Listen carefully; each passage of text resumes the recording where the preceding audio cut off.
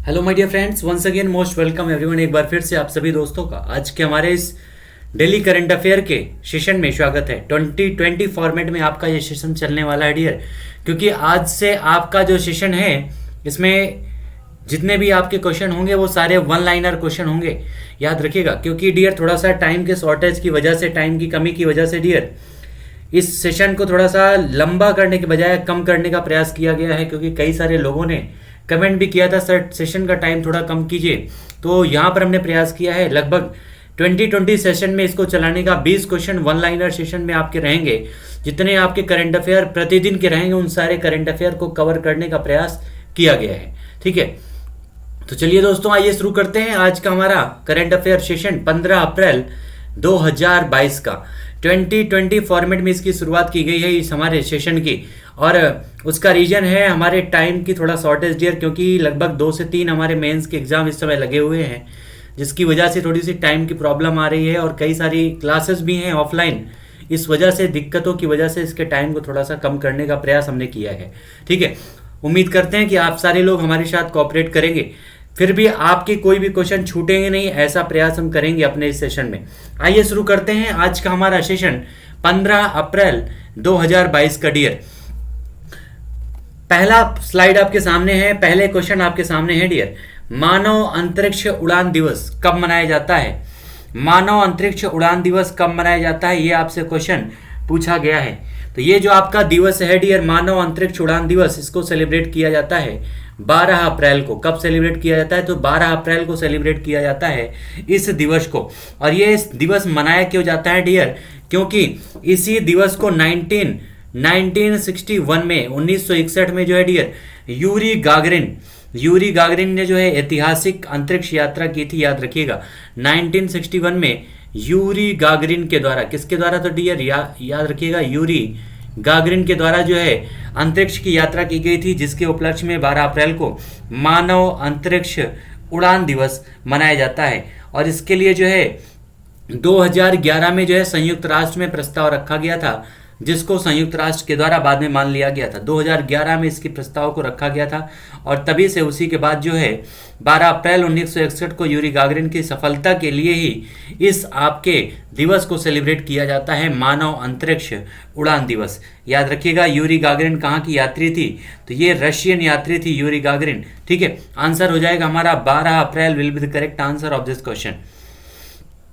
चलिए, और ये जो है पृथ्वी की सफलतापूर्वक परिक्रमा करने वाले पहले व्यक्ति बने थे 12 अप्रैल 1961 में, ये पॉइंट भी याद रखिएगा। आइए बढ़ते हैं नेक्स्ट पॉइंट पर। अगला हमारा है संयुक्त राष्ट्र आर्थिक एवं सामाजिक परिषद के 4 प्रमुख निकायों में से किस देश को चुना गया है? 4 प्रमुख निकायों के लिए जो है कौन से देश को चुना गया है? संयुक्त राष्ट्र आर्थिक एवं सामाजिक परिषद में 4 प्रमुख निकायों के लिए चुना गया है उस देश को, उसका नाम है भारत। हमारे इंडिया को संयुक्त राष्ट्र के आर्थिक और सामाजिक परिषद के 4 प्रमुख निकायों के लिए चुना गया है डियर। ये जो 4 प्रमुख निकाय हैं वो कौन कौन से निकाय हैं? तो याद रखिएगा, जो चारों प्रमुख निकाय हैं उनमें जो पहला है आपका सामाजिक विकास आयोग है। कौन सा? सामाजिक विकास आयोग है पहला, सोशल डेवलपमेंट। उसके अलावा दूसरा आपका है गैर सरकारी संगठनों की समिति। गैर सरकारी, सारे पॉइंट लिख लीजिएगा, गैर सरकारी संगठनों की समिति है। तीसरा आपका जो है विकास के लिए विज्ञान और प्रौद्योगिकी है, विज्ञान और प्रौद्योगिकी, ठीक है। विज्ञान और प्रौद्योगिकी, विकास के लिए विज्ञान और प्रौद्योगिकी में चुना गया है भारत को। और जो सबसे अंतिम है उसका नाम क्या है डियर? तो वो है आर्थिक, सामाजिक और सांस्कृतिक अधिकारों की समिति, ठीक है। कौन सा? आर्थिक, सामाजिक और सांस्कृतिक अधिकारों की समिति। इन सारे पॉइंट के लिए जो है, इन सारे विभागों के लिए किसको जो है घोषित किया गया है? तो भारत को नियुक्त किया गया है, याद रखिएगा, इंडिया को, ठीक है। सांस्कृतिक, सारे मोस्ट इंपॉर्टेंट पॉइंट है। और इसी में याद रखिएगा जो रशिया है वो 4 जगह से चुनाव हार गया है, नहीं, रूस को 4 जगह पराजय मिली है, ये भी पॉइंट याद रखिएगा। और भारत को इस संयुक्त राष्ट्र आर्थिक और सामाजिक परिषद के 4 प्रमुख निकायों का अध्यक्ष बनाया गया है, उसको नियुक्त किया गया है, उसका हेड, ठीक है। और इसमें जो है दिसंबर 2018 से जो है भारतीय राजनयिक जो प्रीति सरन है उनको संयुक्त राष्ट्र की आर्थिक, सामाजिक और सांस्कृतिक अधिकारों की समिति पर एशिया प्रशांत सीट के लिए निर्विरोध रूप से चुना गया है। जो आपका यहाँ पर है आर्थिक, सामाजिक और सांस्कृतिक में, इसमें प्रीति सरन को नियुक्त किया गया था 2018 में। ये सारे पॉइंट याद रखिएगा, मोस्ट इंपॉर्टेंट है। और इनका जो कार्यकाल है वो 2019 से शुरू हुआ था 4 वर्षों के लिए, यानी 2023 तक रहेंगी प्रीति सरन इस विभाग में। ठीक है, आइए बढ़ते हैं नेक्स्ट पॉइंट पर। अगला हमारा है FIH जूनियर महिला हॉकी विश्व कप 2021 जर्मनी को पराजित कर किसने जीत लिया है।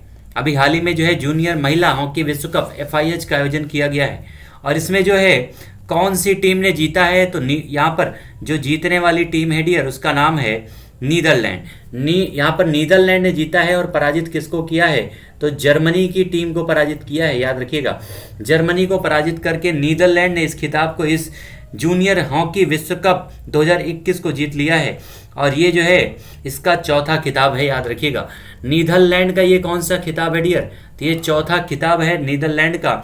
और भारत जो है, इंग्लैंड ने जो है शूट आउट में भारत को 3-0 से हराकर इसमें कांस्य पदक अपने नाम किया था। यानी ये भी पॉइंट याद रखिएगा, स्वर्ण पदक यहाँ पर नीदरलैंड है, रजत जो है जर्मनी के हाथों में आया है, और कांस्य आया है ब्रिटेन के हाथों में, जिसने भारत को 3-0 से पराजित किया था। ठीक है, इस प्रकार से हमारा आंसर यहाँ पर हो जाएगा नीदरलैंड इस क्वेश्चन का करेक्ट आंसर। इसको जो है 2021 में आयोजन किया गया जाना था डियर, लेकिन कोरोना की वजह से इसको स्थगित कर दिया गया था। ठीक है, और जूनियर हॉकी का ये जो है 2023 में जो आयोजित होने वाला है वो उसका 10वां संस्करण होगा।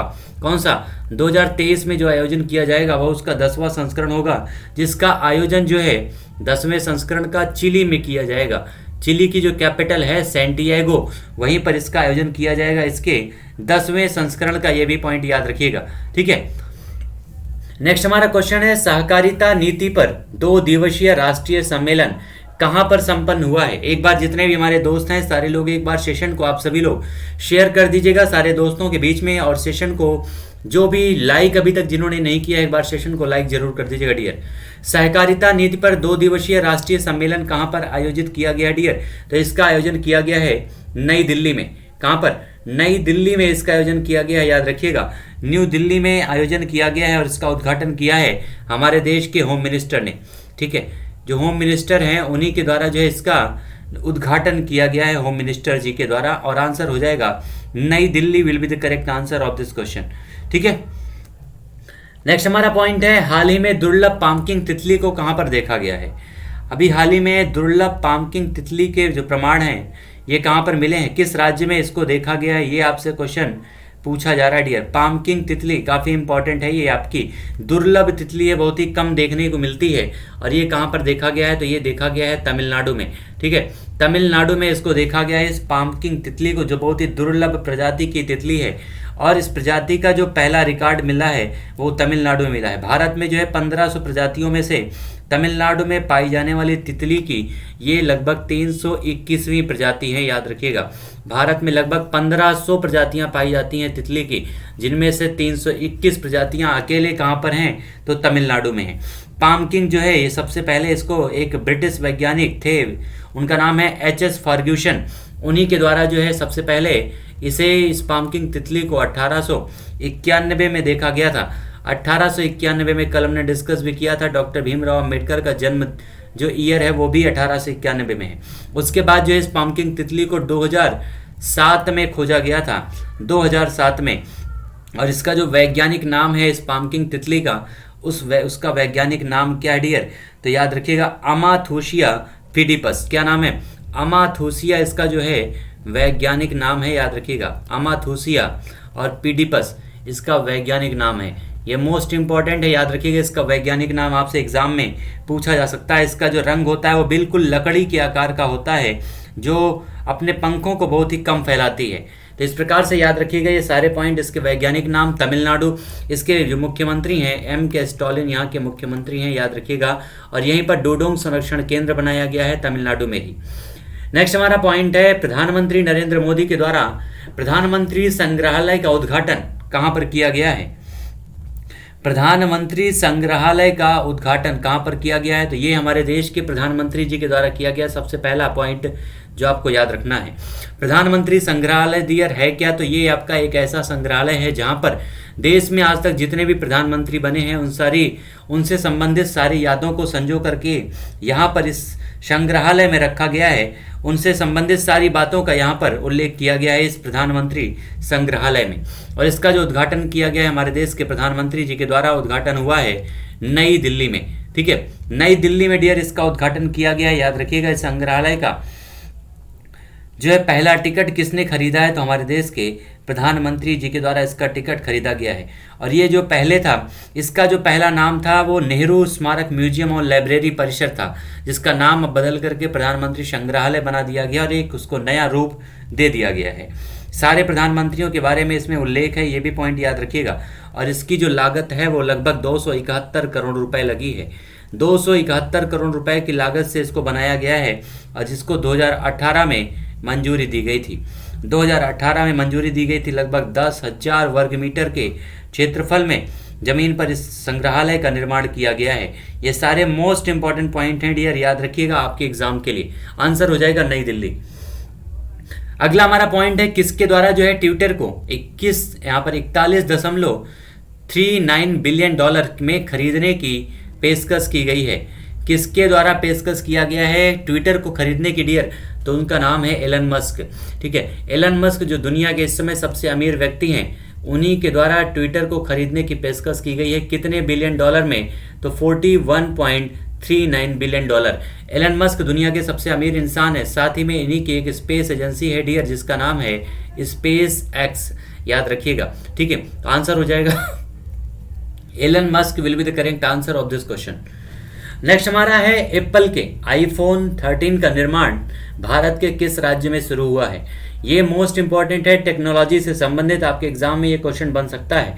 एप्पल के जो आईफोन 13 का जो निर्माण है भारत के किस राज्य में शुरू हुआ है, तो वो शुरू हुआ है श्री परम्बदूर में। और ये कौन से राज्य में है डियर, तो तमिलनाडु में है। याद रखिएगा तमिलनाडु में है श्री परम्बदूर।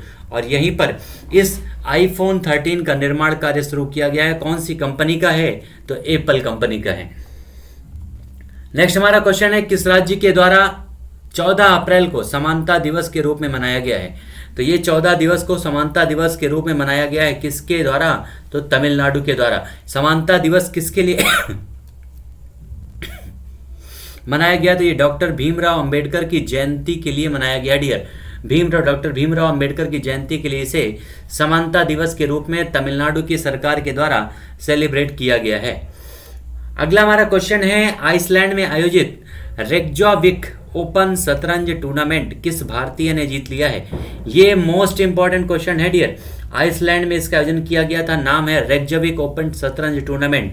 ये वही खिलाड़ी हैं जिन्होंने अभी हाल ही में दुनिया के सबसे टॉप नंबर के खिलाड़ी मैग्नस कार्लसन को पराजित किया था और उनका नाम है आर प्रज्ञानानंद। इनका नाम है, एक भारतीय खिलाड़ी हैं जिन्होंने आइसलैंड में आयोजित रेक्जाविक ओपन शतरंज टूर्नामेंट को जीत लिया है। अभी इन्हीं के द्वारा जो है पराजित किया था किसको, मैग्नस कार्लसन को, जो दुनिया के सबसे टॉप जो हैं, दुनिया के सबसे टॉप नंबर के जो हैं ओपन शतरंज टूर्नामेंट शतरंज के खिलाड़ी हैं। याद रखिएगा। और इनको पराजित किया था किसने, आर प्रज्ञानंद ने। और यहाँ पर इस टूर्नामेंट को भी जीत लिया है रेक्जाविक ओपन शतरंज टूर्नामेंट में। कहाँ पर हुआ है, तो आइसलैंड में।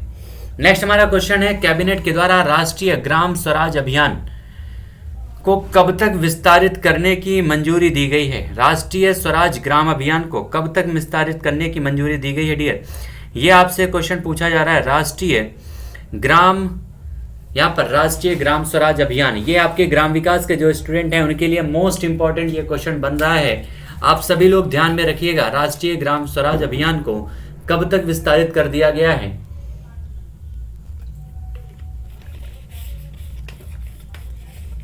तो आंसर क्या हो जाएगा डियर हमारा यहाँ पर 2026। कितना हो जाएगा आंसर, 2026 हमारे क्वेश्चन का करेक्ट आंसर हो जाएगा। जितने भी लोग हैं डियर, सारे लोग उस पॉइंट से संबंधित अगर कोई भी पॉइंट आपके दिमाग में आता है तो सारे लोग उसको रिप्लाई जरूर कीजिएगा और आंसर सभी लोगों का आना चाहिए। चलिए आंसर क्या हो जाएगा, 2026 जो है हमारा करेक्ट आंसर हो जाएगा। इसकी राष्ट्रीय ग्राम स्वराज अभियान को 2026 तक जो है विस्तारित कर दिया गया है। नेक्स्ट हमारा पॉइंट है देश भर में महावीर जयंती को किस दिन मनाया गया है, यानी किस दिवस को मनाया गया है, तो ये मनाया गया है 14 अप्रैल को। महावीर जयंती को डियर मनाया गया है 14 अप्रैल को। 14 अप्रैल को मनाया गया महावीर जयंती। हम जानते हैं महावीर जयंती के बारे में डियर, स्वामी जो महावीर हैं ये जो है 24वें तीर्थंकर थे, याद रखिएगा 24वें तीर्थंकर थे। किसमें? तो जैन धर्म के 24वें तीर्थंकर।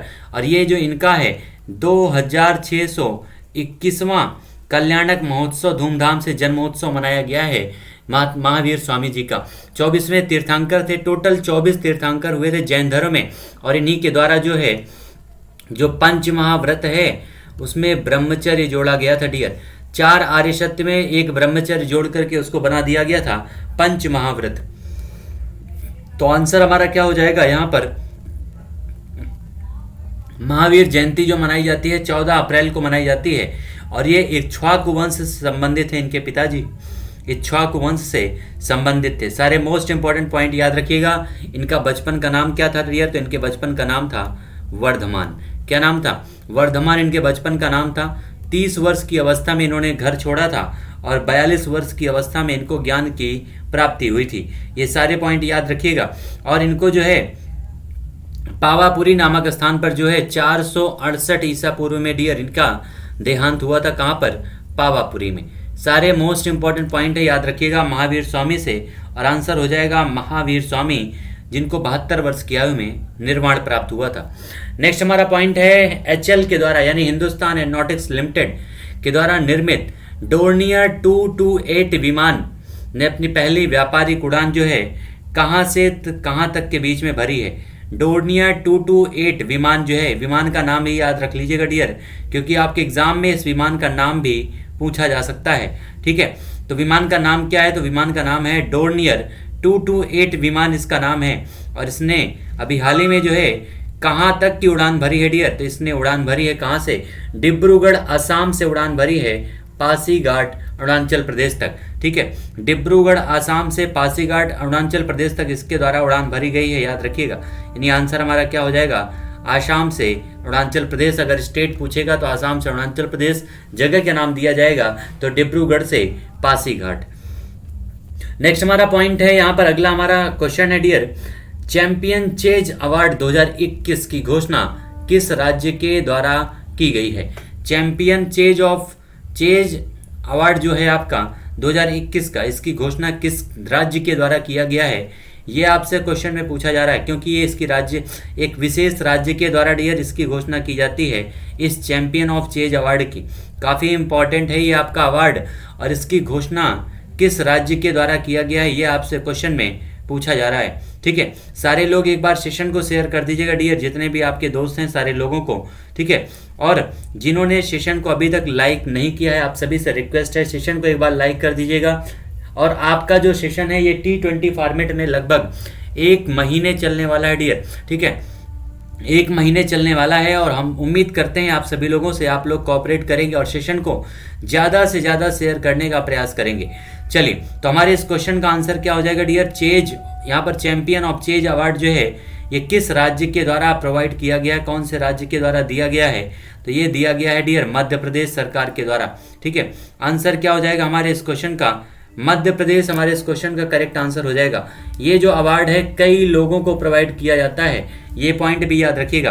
किसी एक व्यक्ति को नहीं दिया जाता है, बल्कि कई सारे लोगों को इस अवार्ड को दिया जाता है। और ये इस बार जो अवार्ड है आपका 2021 में, ये हमारे जो मध्य प्रदेश के इस समय मुख्यमंत्री हैं उनको भी दिया गया है, ये भी पॉइंट याद रखिएगा। ठीक है, सबसे मेन जो पॉइंट है वो मध्य प्रदेश के मुख्यमंत्री को भी इस अवार्ड से सम्मानित किया गया है, जो सबसे ज़्यादा इंपॉर्टेंट आपको याद रखना है।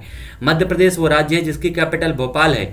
मध्य प्रदेश में इंदौर है, जहाँ पर जो 5 वर्ष से लगातार सबसे स्वच्छ सिटी बना हुआ है। मध्य प्रदेश में इंदौर है, उज्जैन है, जहाँ पर कुंभ मेले का आयोजन किया जाता है।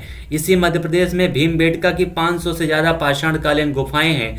मध्य प्रदेश भारत का सबसे ज़्यादा वन क्षेत्रफल वाला राज्य है, और इसी मध्य प्रदेश में सबसे ज़्यादा नेशनल पार्क हैं, याद रखिएगा। सबसे ज़्यादा नेशनल पार्क इसी मध्य प्रदेश में है। हमारा आंसर हो जाएगा मध्य प्रदेश इस क्वेश्चन का करेक्ट आंसर डियर। ठीक है, MP will be the correct answer of this question. आइए बढ़ते हैं नेक्स्ट पॉइंट पर। BPCL ने डिजिटल परिवर्तन को बढ़ाने के लिए किसके साथ में साझेदारी की है? तो BPCL ने जो है डिजिटल परिवर्तन को बढ़ाने के लिए जो साझेदारी की है वो किया है माइक्रोसॉफ्ट के साथ। माइक्रोसॉफ्ट के सीईओ कौन है? तो याद रखिएगा सत्या नडेला इस समय सीईओ हैं, जो एक भारतीय हैं। ठीक है, सत्या नडेला जो हैं माइक्रोसॉफ्ट के सीईओ हैं डियर, याद रखिएगा। आंसर हो जाएगा बीपीसीएल ने डिजिटल परिवर्तन को बढ़ाने के लिए माइक्रोसॉफ्ट के साथ में साझेदारी की है। अगला हमारा क्वेश्चन है EY entrepreneur of the year award 2021 किसने जीत लिया है? EY entrepreneur of the year award 2021 किसने जीता है डियर? तो अभी हमने इनके बारे में डिस्कस भी किया था, फाल्गुनी नायर के बारे में, जो नायका कंपनी जो है उसी की हेड हैं, याद रखिएगा। नायका कंपनी की हेड हैं, जो एक प्रकार से अभी इन्हीं को जो है काफ़ी, जो आपके बिलियनर्स की सूची जारी हुई थी महिलाओं की, उसमें काफ़ी भारतीयों की तरफ से महत्वपूर्ण स्थान मिला था। फाल्गुनी नायर को शीर्ष स्थान प्राप्त हुआ था और इन्हीं को EY entrepreneur of the year award 2021 से नवाजा गया है। ठीक है, और आंसर हो जाएगा क्या हमारा डियर? यहाँ पर फाल्गुनी नायर नायका कंपनी की हेड हैं, याद रखिएगा फाल्गुनी नायर। नेक्स्ट हमारा पॉइंट है ICC क्रिकेट समिति के सदस्य बोर्ड प्रतिनिधि के रूप में किसे नियुक्त किया गया है? ये आपकी काफ़ी महत्वपूर्ण नियुक्ति है डियर, याद रखिएगा। काफ़ी महत्वपूर्ण नियुक्ति है जिनका नाम है जय शाह। जय शाह को जो है नियुक्त किया गया है ICC क्रिकेट समिति के बोर्ड प्रतिनिधि के रूप में। जय शाह की नियुक्ति की गई है। जय शाह की अगर हम बात करें डियर, तो जय शाह जो हैं इस समय BCCI के जो हैं उपाध्यक्ष हैं। BCCI के क्या हैं डियर? इस समय उपाध्यक्ष हैं जय शाह। उसके अलावा ACC यानी एशियन क्रिकेट काउंसिल के अध्यक्ष भी कौन हैं? तो जय शाह हैं। और इस प्रकार से ये हर जगह कब्जा करते जा रहे हैं और इस समय अब ICC यानी इंटरनेशनल क्रिकेट काउंसिल के जो हैं क्या बन गए हैं? जय शाह। तो इसके बोर्ड के प्रतिनिधि के रूप में इनकी नियुक्ति की गई है जय शाह की। ठीक है, ये काफ़ी इंपॉर्टेंट है। ICC में भारतीय की नियुक्ति मोस्ट इंपॉर्टेंट है डियर, और आंसर हमारा हो जाएगा जय शाह ये क्वेश्चन का। आइए बढ़ते हैं नेक्स्ट पॉइंट पर। किस संस्थान के द्वारा जो है अध्ययन में कावेरी नदी में जो है माइक्रोप्लास्टिक मिला है? कौन से संस्थान के द्वारा एक अध्ययन किया गया है जिसमें कावेरी नदी में माइक्रोप्लास्टिक मिला है डियर? माइक्रोप्लास्टिक कौन से संस्थान के अध्ययन के द्वारा मिला है? तो ये भारतीय विज्ञान संस्थान के द्वारा। किसके द्वारा? भारतीय विज्ञान संस्थान यानी IISc बेंगलुरु के द्वारा इसमें जो अनुसंधान किया गया है, उसी के आधार पर जो है कावेरी नदी में, कौन सी नदी है ये भी याद रखिएगा, तो कावेरी नदी में माइक्रोप्लास्टिक मिले हैं। वहाँ के मछलियों के पेट में इन सारी चीज़ों के साक्ष्य प्राप्त हुए हैं। और ये याद रखिएगा किसके द्वारा? तो IISc बेंगलुरु के द्वारा इस अध्ययन को किया गया है। आंसर हो जाएगा भारतीय विज्ञान संस्थान बेंगलुरु के द्वारा। नेक्स्ट हमारा पॉइंट है किसके द्वारा नागालैंड में शहरी विकास का समर्थन के लिए 2 मिलियन ऋण की मंजूरी दी गई है? शहरी विकास के समर्थन के लिए 2 मिलियन ऋण की मंजूरी दी गई है डियर। 2 मिलियन ऋण की किसके द्वारा दिया गया है? तो ADB के द्वारा दिया गया है। किसे दिया गया है? तो नागालैंड के दिया गया है, याद रखिएगा। किसको? नागालैंड को। ADB का मतलब क्या होता है? तो याद रखिएगा फुल फॉर्म याद रखिएगा, एशियन डेवलपमेंट बैंक इसका फुल फॉर्म होता है डियर। एशियन डेवलपमेंट बैंक जो है इसका फुल फॉर्म है ADB का। इसकी स्थापना कब की गई थी? तो 1966 में ADB की स्थापना हुई थी। मनीला में हेड ऑफिस है। फिलीपींस की जो कैपिटल है मनीला, वहीं पर इसका हेड ऑफिस है। और टोटल इसमें मेंबर जितने हैं वो हैं 68। कितने हैं डियर? 68 मेंबर हैं। 1966 में स्थापना हुई थी। मनीला हेडक्वार्टर है और फुल फॉर्म है एशियन डेवलपमेंट बैंक। अगला हमारा है हियर योरसेल्फ पुस्तक किसके द्वारा लिखा गया है? तो हियर योरसेल्फ जो पुस्तक है डियर, इसको लिखा गया है प्रेम रावत के द्वारा। किसके द्वारा डियर?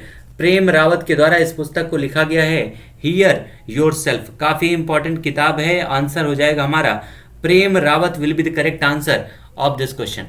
इस प्रकार से हमारे आज के सेशन के जितने भी इंपॉर्टेंट पॉइंट थे डियर, उस सारे पॉइंट को हम लोगों ने यहाँ पर कंप्लीट कर लिया है। एक बार जितने भी हमारे दोस्त हैं जिन्होंने अभी तक सेशन को लाइक नहीं किया है, एक बार सेशन को लाइक कर दीजिएगा, शेयर कर दीजिएगा सारे दोस्तों के बीच में। और जिन्होंने अभी तक चैनल को सब्सक्राइब नहीं किया है, एक बार चैनल को सब्सक्राइब जरूर कर दीजिएगा। मिलते हैं फिर से अगले सेशन में, तब तक के लिए आप सभी लोगों को थैंक यू सो मच। आज आपका टेस्ट जो है वो 15वां है ग्राम विकास का, तो सारे लोग उपस्थित रहिएगा टेस्ट में। ठीक है, मिलते हैं 10 बजे dear. Thank you so much all my dear students.